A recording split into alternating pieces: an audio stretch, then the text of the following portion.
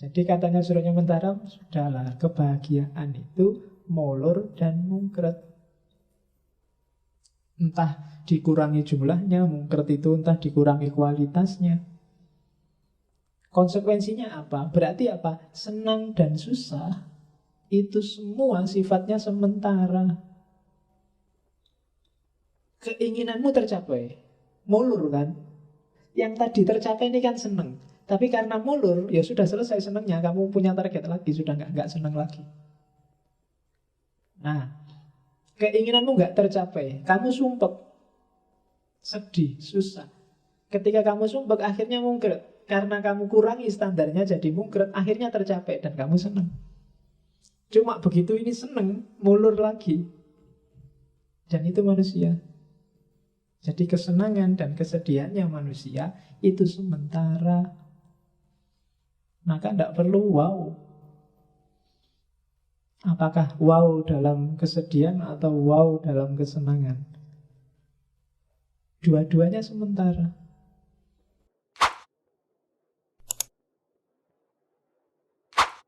Ada yang dia inginkan tapi nggak terjadi. Itu berarti dia nggak setuju dengan kebeginiannya. Nah, dengan ngininya nggak setuju. Harusnya ngaji itu ya pakai baju putih-putih, pakai kopiah putih, ustadznya juga ya pakai serban apa-apa gimana.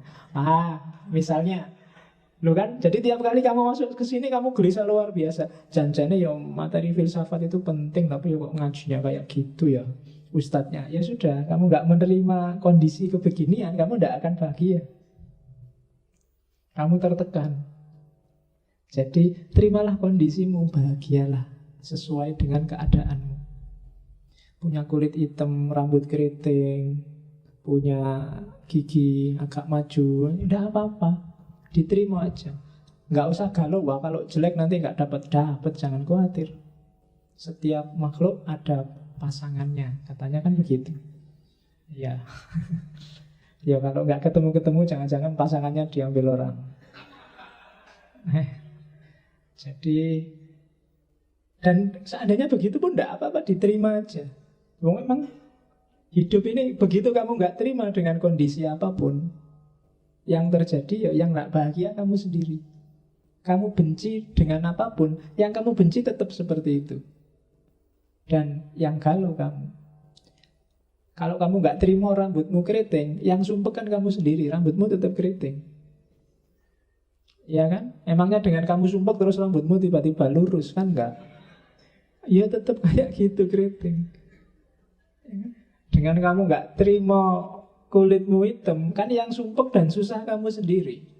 Duitmu habis beli pemutih, nggak putih-putih. Kamu stres dewe gara-gara pengen putih. Ya salahmu sendiri. Mbok coba kemarin diterima, ndak apa-apa kulit hitam ya wis.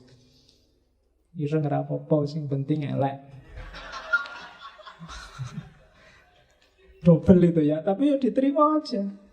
Iya, enggak masalah. Kalau kamu nggak terima ngene, wis pokoknya stres kamu. Diakui aja kalau kamu itu enggak pinter, enggak cakep, enggak. Tapi kamu nikmat. Ya kan? Tapi kamu menerima dan bahagia dengan semua itu. Karena kebahagiaan enggak tergantung itu semua. Tergantung caramu tadi memahami diri, memanage, memenuhi kepentinganmu. Itu namanya pangawian pribadi. Pahamilah dirimu saiki ing kene lan ngene. Nah, itu rumus selanjutnya. Jadi hiduplah sekarang di sini dan begini. Sementara kita bisanya begini, tidak apa-apa. Oke, terus nah, sekarang kita lihat. Ini mulai masuk ke Kawruh Bekjo. Kita lihat seperti apa kondisi yang bikin manusia bahagia dan tidak bahagia. Katanya Surya Mentara, manusia itu yang nyetir adalah keinginannya, hasratnya. Nah, di kalimat-kalimat awal kalau Bekjo itu, kalau diterjemahkan kalimatnya itu, di atas bumi dan di kolong langit ini tidak ada barang yang pantas dicari, dihindari, atau ditolak mati-matian. Meskipun demikian, manusia tentu berusaha mati-matian untuk menghindari, mencari, atau menolak sesuatu. Walaupun itu tidak sepantasnya dicari, ditolak, atau dihindari. Padahal apa yang dicari atau ditolaknya itu tidak menyebabkan orang bahagia dan senang selamanya, atau celaka atau susah selamanya. Tapi pada waktu orang menginginkan sesuatu, pasti dia mengira atau berpendapat bahwa jika keinginanku tercapai, tentulah aku bahagia dan senang selamanya. Dan jika tidak tercapai, tentulah aku celaka dan susah selamanya. Jadi yang pertama, hidup disetir oleh keinginan, bukan akal yang jelas. Akal itu sering-sering tugasnya hanya ngasih justifikasi, pembenaran bahwa yang kamu lakukan benar dan baik. Itu kerjanya akal. Lokomotifnya itu biasanya keinginan. Sumbernya keinginan, ada yang bilang hati, Pak. Ya, hati sumbernya, tapi dari hati timbul hasrat. Di situ muncul keinginan. Dan keinginan inilah nanti sering jadi sumber masalah. Maka harus pas dosisnya. Banyak orang kayak dinarasikan itu nganggap keinginan itu final, pokoknya harus. Baik itu keinginan nyari atau keinginan nolak. Mati-matian. Seolah-olah kalau sudah nolak atau mencari, menginginkan sesuatu, kalau itu tercapai, dia akan bisa bahagia. Jadi kalau sudah target, pokoknya harus A, pokoknya harus B, atau pokoknya jangan A, pokoknya jangan B. Ini biasanya manusia itu mati-matian demi pokoknya tadi. Dan ini sering jadi sumber masalah. Harus Ahok, sekarang kan ramai itu. Atau jangan sampai Ahok. Ya kan? Berapa besar energi dan biaya yang dikeluarkan orang untuk harus Ahok atau anti Ahok. Itu kan mencari atau menolak sesuatu. Seolah-olah kalau sudah Ahok, beres semua urusan Jakarta. Atau seolah-olah kalau tidak Ahok, Jakarta akan lebih baik dari Ahok. Itu yang dikritik oleh Surya Mentara. Apa iyo? Ahok yang terbaik, Pak. Harus Ahok. Apa ya? Jangan Ahok, Pak. Ahok itu non-muslim. Yang lebih diridhoi Allah itu yang muslim. Apa iyo? Loh, suka boleh, nggak suka boleh. Tapi di situ yang dianggap keliru adalah kalau kamu mati-matian, seolah-olah itu final. Padahal mungkin baru perempat final atau semifinal. Jadi belum puncak. Itu belum final. Jangan-jangan masih penyisian itu. Jadi enggak. Orang boleh ingin sesuatu atau tidak ingin sesuatu. Cuma hati-hati, jangan dipatok terlalu mantep, apalagi sampai mati-matian. Di situ nanti sumber PHP. Ya, PHP itu kan sumber kegalauan yang paling besar bikin kamu. Kemarin di Arpar Papa ternyata enggak. Besok yang sangat pro Ahok, tiba-tiba Ahok jadi dan ternyata banyak kasus, kamu akan galau lagi. Salah kemarin terlalu mantep. Atau sebaliknya, akhirnya yang jadi bukan Ahok dan muslim taat, tiap hari istighosah, tahlil, khataman, yasinan. Lu kan muslim yang baik gitu kan. Akhirnya enggak ngopeni Jakartanya, malah rusak. Dan oh iya ya, masa kemarin milih yang gini. Ya salahmu dewe, matok harga terlalu tinggi, terlalu mantep, mati-matian. Suka oke, enggak suka oke, nyari boleh, nolak boleh. Cuma jangan sampai ditambah persepsi pasti kalau ini mesti benar, mesti bahagia. Pasti kalau itu mesti benar, mesti bahagia. Itu sumber masalah. Pokoknya Pak, IP harus 4. Pasti kalau IP 4 hidupku terjamin Pak. Yo kamu lulus IP 4 ya podo Pak ya, akhirnya ya. Daftar apa-apa ya podo di tesnya dan gak lulus, yang IP-nya 2 malah lulus. Ya, dulu saya punya teman IP-nya cuma 2,1. Pulang kampung ke Riau. Riau apa ya rumahnya, saya lupa. Pokoknya daerah Sumatera. Dan jadi dosen. Oh, luar biasa.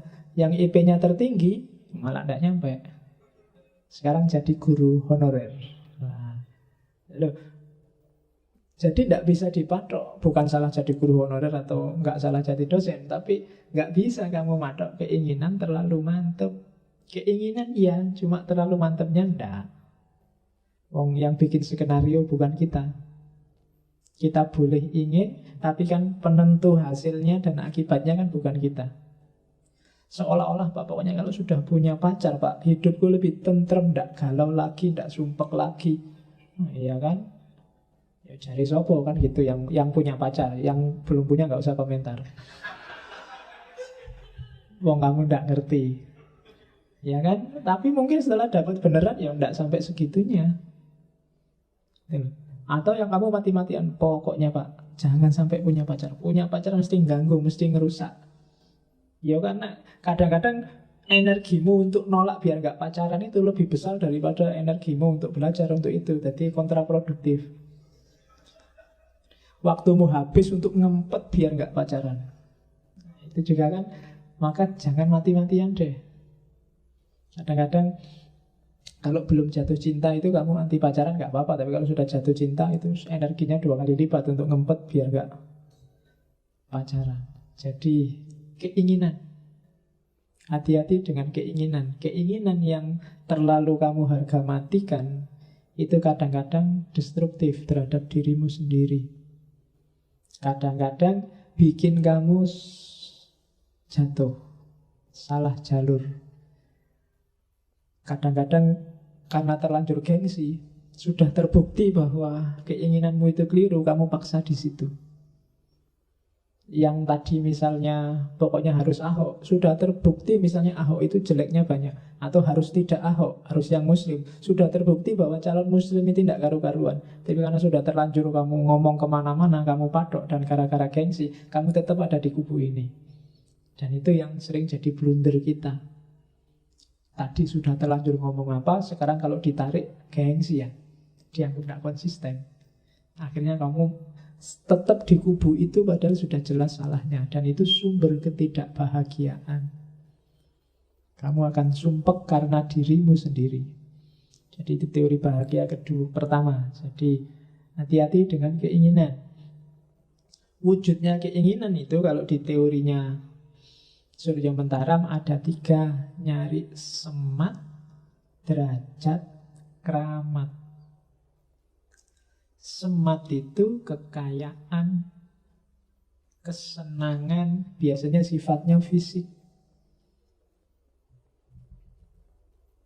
Sementara kalau yang derajat itu keluhuran, kemuliaan, keutamaan. Dan yang ketiga, keramat. Keramat itu kekuasaan, kebesaran, pengakuan masyarakat. Itu keramat. Pujian dari orang lain itu keramat. Diakui atau tidak, keinginanmu wujudnya 3 itu. Ada orang yang terpesona oleh semat, ada orang yang terpesona oleh derajat, ada orang yang terpesona oleh keramat. Semat itu kekayaan, kecantikan, kesenangan, itu semat. Kamu yang menghabiskan uang banyak untuk dandan, itu smart, nyari kecantikan.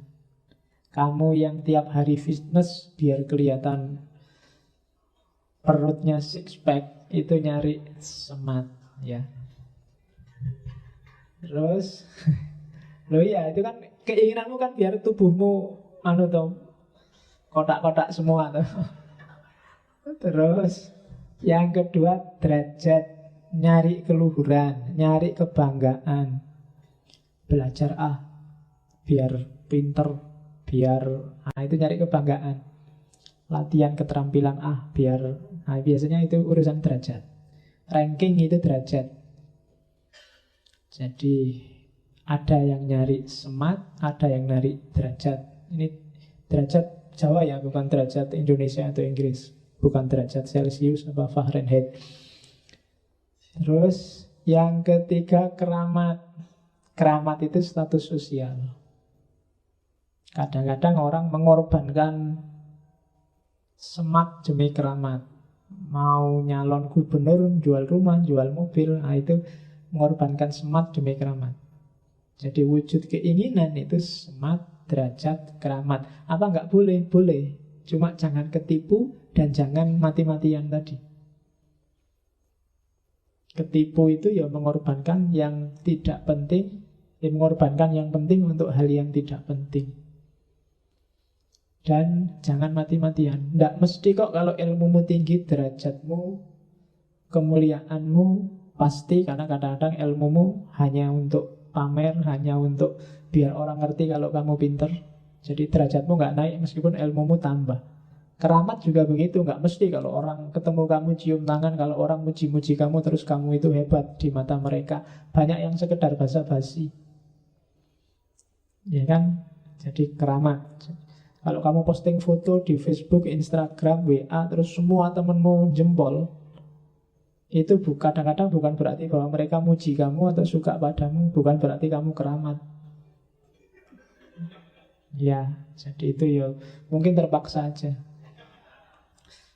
Kalau nggak dikasih ya gimana, kalau nggak itu ya gimana. Jadi wujud keinginan itu 3: semat, derajat, keramat. Teori selanjutnya, dia punya teori molor dan mungkret. Ya agak susah. Ya ini teori luar biasa dari Surya Mentaram. Jadi kebahagiaan itu sifatnya molor dan mungkret. Molor itu gini loh. Ini molor. Kalau mungkret itu mengkerut gini. Kok kamu ketawa? Isi kepalamu apa? Oke. Jadi molor itu katanya Surya Mentaram, kebahagiaan itu sifatnya molor. Kamu tadi target apa? Begitu targetmu kena, biasanya nggak berhenti di situ, kamu nambah. Nggak pernah manusia itu mandek dengan keinginannya, selalu nambah. Ya kayak tadi loh, misalnya saya targetnya IP, yang penting kumlot lah Pak. Terus kamu kumlot 3,5, tapi masih ada 3 semester. Ini 3,5, ini bisa dinaikkan jadi 3,79 lebih enak ini. Selalu begitu, nggak pernah sudah.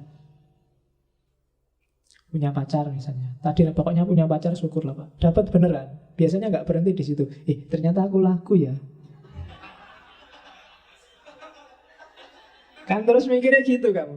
Jangan-jangan masih ada yang lain yang mau. Lo tadi jarine sing penting ngono, saiki mulai milih. Kan selalu begitu. Jadi tidak pernah orang itu mandek dengan keinginannya. Dia selalu nambah. Ketika tercapai dia mesti terus nambah lagi. Asal punya rumah itu syukur Pak. Punya rumah benar. Wah ini rumah ini harusnya dibikin gini. Ini harusnya nambah lagi kan.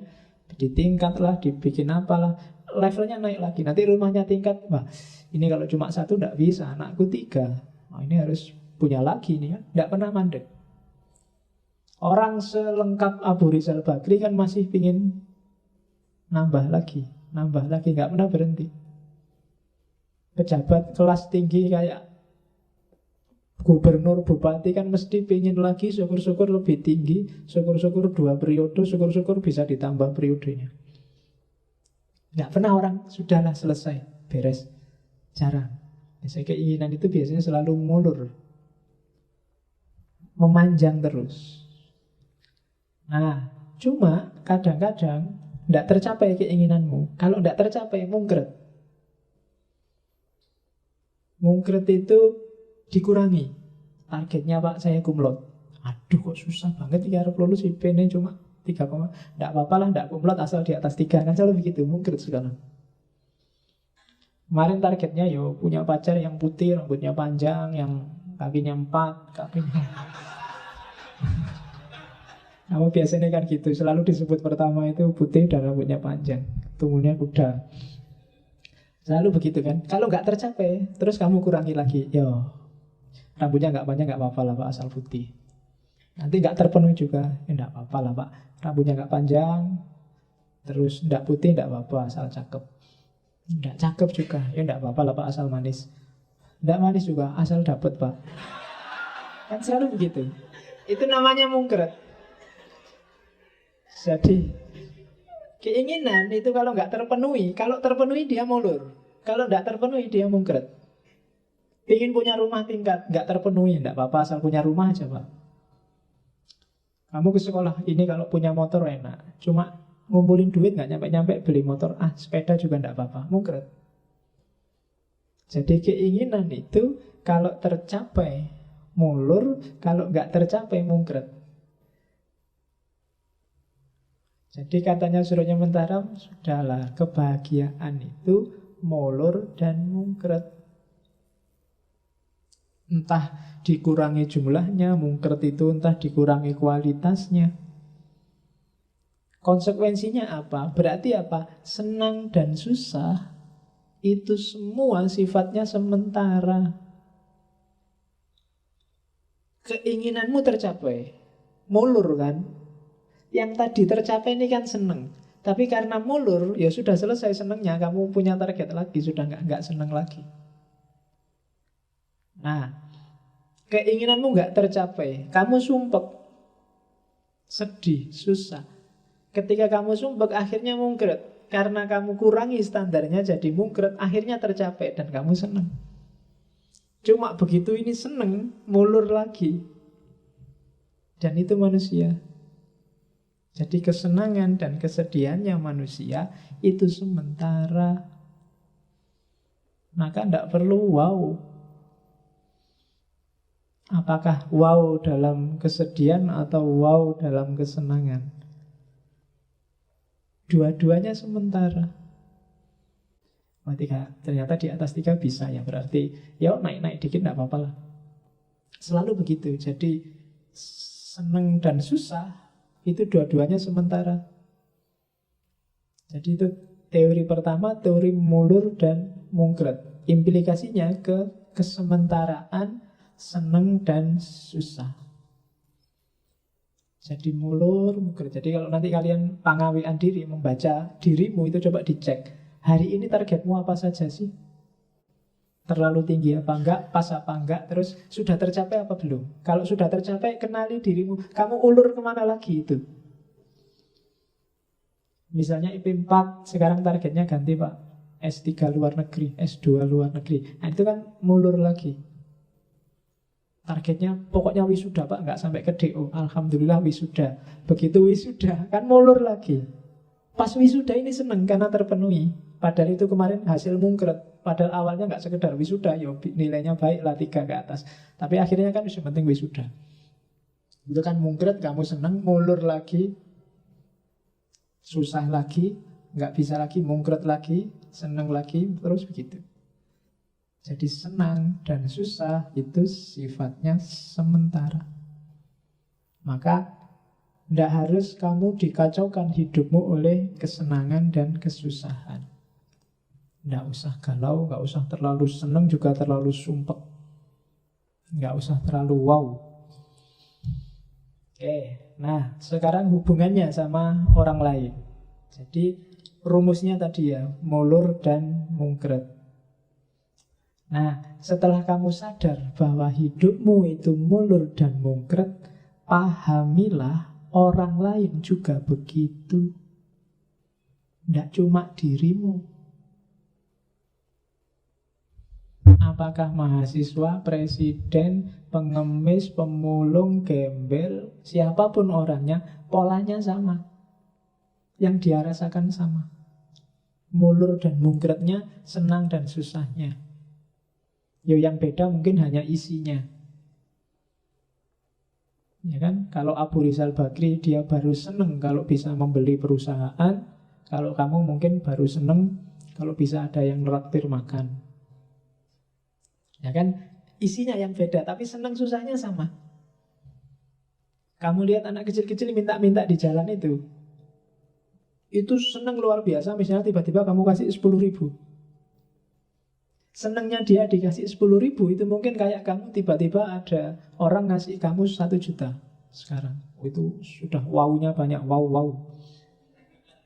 Tiba-tiba dapat 1 juta gratisan. Loh, senengmu itu sama senengnya anak yang minta-minta tadi sama sebenarnya, sama-sama senengnya. Mulur mungkretnya juga sama.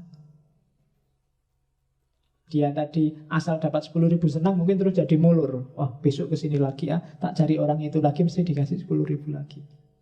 Kamu juga gitu kan, 1 juta. Wah, ini dia ngasih 1 juta. Kenapa ya kok ngasih? Jangan-jangan seneng pada gua, tak dekati lagi biar dikasih lagi. Mulur lagi. Loh, mode seneng dan mungkretnya itu sama. Jadi setiap orang itu sebenarnya punya rasa yang sama. Siapapun dia, dengan takarannya masing-masing. Jadi kesimpulannya apa? Tidak perlu iri, juga tidak perlu sombong. Jadi hidup ini kamu nggak perlu marry aku juga nggak perlu marry kamu. Kita senang dan susahnya sama.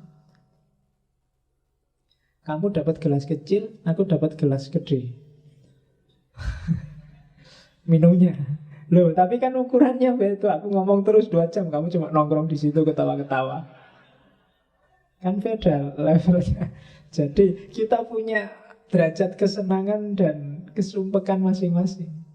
Jadi sama, tidak perlu iri, juga tidak perlu sombong. Karena ya sama tadi, ada kesenangan dan ketidaksenangannya masing-masing. Jadi rasanya sama. Manusia itu sama di level rasa. Oleh karena itu ketika implikasi sosialnya. Jadi pengertian bahwa hidup ini mulur dan mungkret berarti berimplikasi sosial. Jangan iri, jangan sombong. Secara sosial, secara individual, maka tenanglah, tentramlah. Jadi tidak mungkin hidupmu itu seneng terus, dan juga tidak mungkin susah terus. Kalau kamu bisa memahami dirimu sendiri. Selalu ada seneng, kemudian susah. Di balik susah, di situ ada seneng. Ada mulur, ada mungkretnya. Kamu tidak dapat pacar, sumpek, tapi alhamdulillah kamu bebas. Malam minggu bisa sakarepmu dhewe ning ndi, tidak ada yang ganggu. HP-mu juga ngirit, nggak perlu habis biaya banyak, nggak perlu bolak-balik beli paket data. Ya kan, di balik sumpek ada senang, di balik senang juga ada sumpek. Cuma yaitu kamu jomblo, yang lain seneng punya pacar, kamu toleh-toleh dewean. Ya kan, nggak senengnya di situ. Sakitnya tuh di sini kalau nggak punya. Ya, kalau punya pacar sakitnya di sana. Di sana itu di warung, di 21, duitnya habis. Jadi, dan nggak harus dipikir dalam tentram aja. Jadi setiap orang ternyata bodoh wae. Nggak ada orang yang levelnya lebih tinggi darimu atau lebih rendah darimu. Dia menghayati hidupnya sesuai takarannya, dan sama kayak kamu, kadang seneng, kadang susah. Ketika kamu susah, biasa aja, sebentar lagi akan lewat. Ketika kamu senang juga tidak harus terlalu hura-hura, sebentar lagi akan lewat. Jadi tidak ada yang selamanya. Hakikat hidup ini semuanya serba sementara, termasuk urusan rasa. Nah, kalau prinsip ini yang jadi pedoman, maka kita akan tentram. Rasa hidupmu akan nyaman. Kamu dapat apa saja santai. Alhamdulillah IP-nya 4 dan nyaman. Ini berarti sedang senang. Sebentar lagi mesti sumpek, habis ini mau kemana? Nah, kan itu mikirnya. Alhamdulillah bisa lulus meskipun pas-pasan. Ini ngapain lagi ya setelah lulus ini kan? Ada senang, ada sumpek. Setelah itu pasti sumpek. Jadi babaknya hidup selalu begitu. Selalu habis A ya B, habis hitam ya putih. Dan ini sudah kalau di Surya Mentara ya itulah rumusnya hidup. Nah, cuma hindarilah ini dengan bekal mulur mungkret dan senang susah tadi, hindari neraka dunia. Katanya Surya Mentara, nerakanya hidup. Kalau kamu punya 4 karakter ini, pasti isinya susah terus, gak ada senangnya. Hindari ini. Yang pertama apa? Meri, iri. Begitu kamu iri, hidupmu tiap hari neraka. Kamu merasa jelek dan kamu anggap temanmu cakep dan kamu iri, itu wassalam sudah. Kamu tiap hari bisa tekanan batin itu. Karena kamu marry, itu sudah neraka, sudah tiap hari. Jadi jangan marry dalam hal apapun. Yang kedua, sombong, merasa tinggi. Jangan salah, orang yang sombong itu juga neraka sendiri buat dirinya. Merasa tinggi, merasa lebih baik, merasa lebih benar, merasa lebih utama, itu dia susah dewe nanti hidupnya. Dia akan memposisikan dirinya untuk selalu kelihatan lebih baik, selalu kelihatan lebih tinggi, selalu kelihatan lebih utama. Sama-sama ke warung, yang merasa lebih tinggi lihat temennya, oh kamu habisnya cuma 10.000, aku harus beli yang lebih dari 10.000. Susah dewe nanti. Kamu dapat pacar kayak gitu, aku harus dapat lebih tinggi dari kamu. Susah dewe. Jadi jangan sombong, nanti menyusahkan dirimu sendiri. Bukan orang lain loh kalau yang disusahkan itu. Ketika kamu sombong, yang susah kamu sendiri. Kamu akan hidup di nerakamu sendiri. Merasa lebih besar, merasa lebih tinggi, merasa lebih pintar, merasa lebih bermanfaat, merasa itu alamat sudah wassalam. Jadi jangan pambegan, jangan sombong. Yang ketiga, jangan getun. Getun itu kecewa dengan yang sudah terjadi. Orang yang selalu meratapi masa lalu tidak akan bahagia.